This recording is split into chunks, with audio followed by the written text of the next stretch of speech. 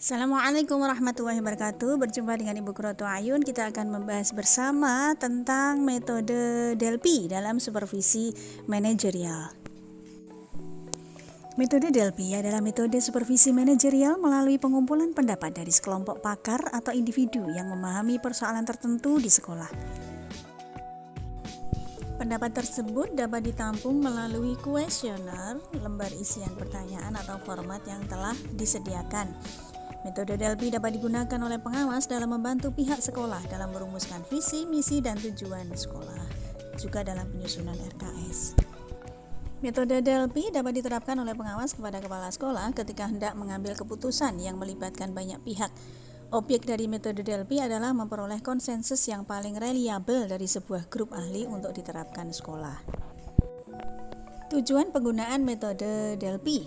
Yang pertama, untuk menentukan atau mengembangkan berbagai alternatif program yang mungkin. Yang kedua, untuk menjelajah atau mengekspos asumsi yang mendasari atau informasi yang mengarah ke penilaian yang berbeda.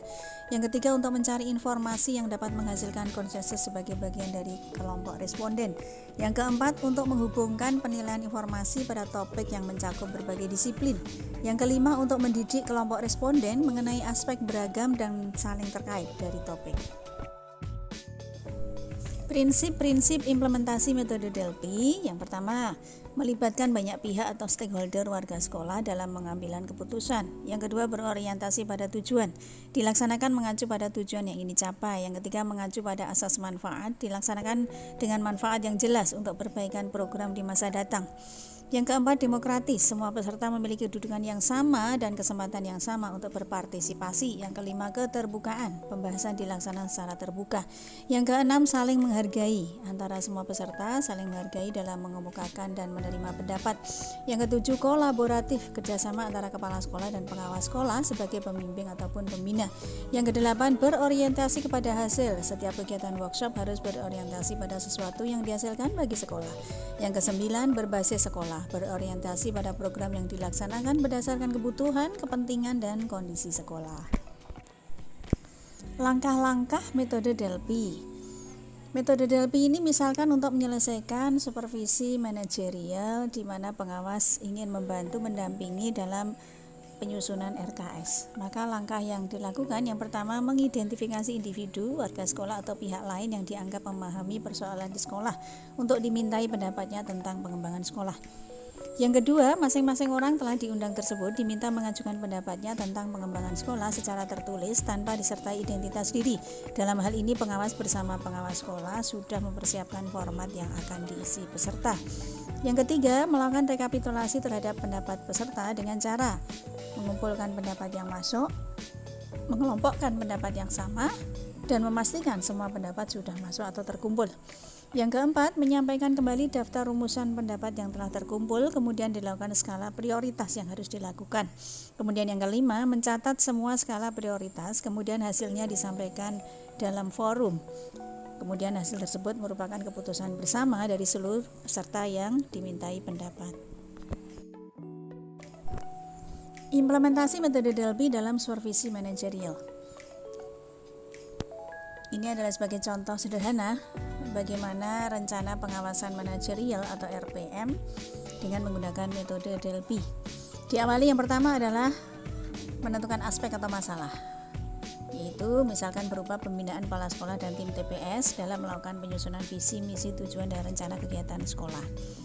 Kemudian yang kedua adalah menentukan tujuan, membantu kepala sekolah dan tim pengembang sekolah dalam merumuskan visi, misi, tujuan, dan menyusun RKS atau RKJM misalkan.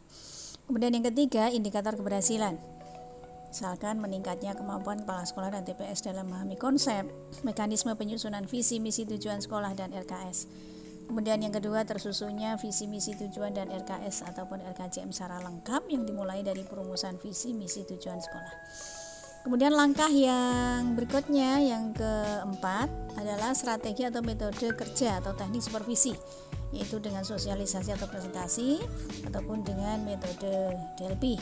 Kemudian yang kelima adalah skenario kegiatan, yaitu diawali dengan pertemuan awal, sosialisasi presentasi, misalkan dengan melaksanakan koordinasi dengan kepala sekolah dan seluruh TPS, mengundang individu yang akan diminta pendapat, mempersiapkan form isian, menyiapkan sarana pendukung yang diperlukan dalam kegiatan sosialisasi.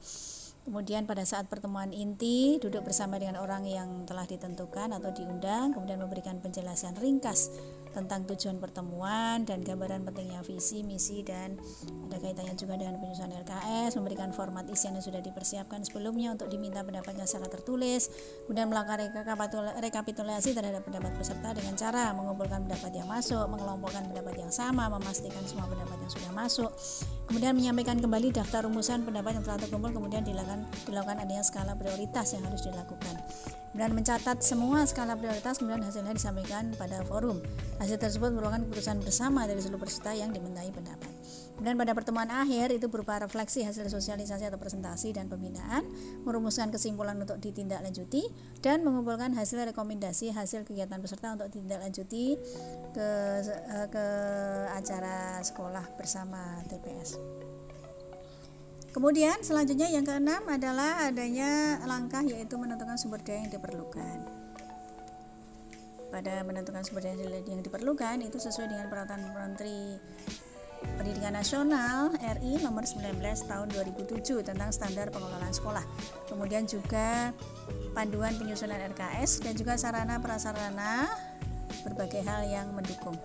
Kemudian yang ketujuh langkahnya yaitu menentukan penilaian dan instrumen. Penilaian itu dilaksanakan secara bertahap dan terus-menerus setiap tahun pelajaran dengan menggunakan instrumen sesuai bidang tugas masing-masing. Kemudian untuk instrumen yang digunakan khusus untuk tenaga administrasi sekolah meliputi instrumen supervisi bagi instrumen penyusunan visi, misi, dan tujuan sekolah dan kelengkapan RKS. Dan langkah yang terakhir adalah rencana tindak lanjut berupa melaksanakan pembinaan, penilaian, dan pemantauan secara bertahap dalam bentuk supervisi, monitoring, dan evaluasi secara bertahap dan terus-menerus, kemudian menyampaikan hasilnya kepada kepala sekolah sebagai bahan pembinaan selanjutnya. Demikian implementasi metode DELPI dalam supervisi manajerial yang bisa kami sampaikan, kurang lebihnya mohon maaf. Billahi taufiq wal hidayah. Assalamualaikum warahmatullahi wabarakatuh.